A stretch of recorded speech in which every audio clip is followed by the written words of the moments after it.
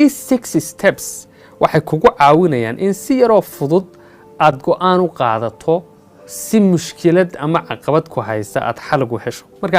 Mar kasta oo ay tahay inaad go'aan muhiim ah qaadato si aad mushkilad ama caqabad jirta u xalliso ama arrin murugsan u furfurto ka warhay 6 qodob oo isticmaal 6 qodob meel ku qoro.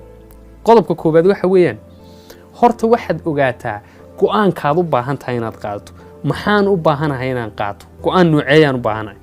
waxaad isweydiinaysaa maxaan go'aankan ugu baahanahay inaan go'aan qaato maxay muhiim iigu tahay waxaad isweydiinaysaa maxaan rajaynayaa inaan gaaro haddaan go'aan ka qaato marka halka waxa ka soo baxaysa inaad garato go'aankaad rabtay inaad qaadato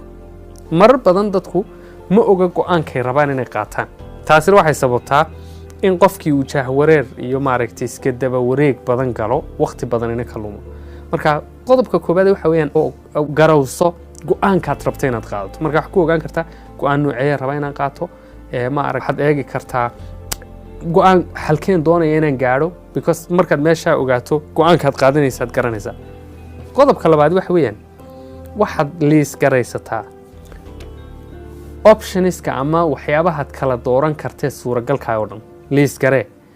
wax kasta oo suuragal optionska iyo khiyaaraadka ku furan oo dhan liis garee sidan aan yeeli karaa sidan aan yeeli karaa sidan kale aan yeeli karaa tan aan yeeli karaa iyagan hadhow kala dooranaa qodob soo socda laakiin liis garee wax kaste oo option ku noqon kara option kaste oo ku furan liis garee marka waxaad soo urursataa informationka iyo akhbaarta ka caawin karta inaad qaadato go'aan fiican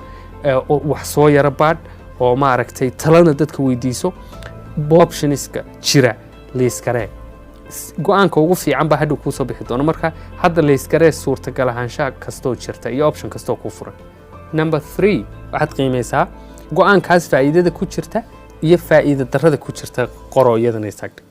number 4 inaad choice-kii samay kow waxaad garatay go'aankaad qaadanaysay laba option kastoo ku furan baa liis gareysay saddex waxaad qiimeysay optionska mid walba pros iyo conskiisa afar go'aankii qaado choice-kii samee optionska jira mid ka qaado ka fikirto inuu go'aanka choose gareynaysa ee dooranaysa uu noqdo ka ugu faa'iidada badan leh inuu noqdo isku day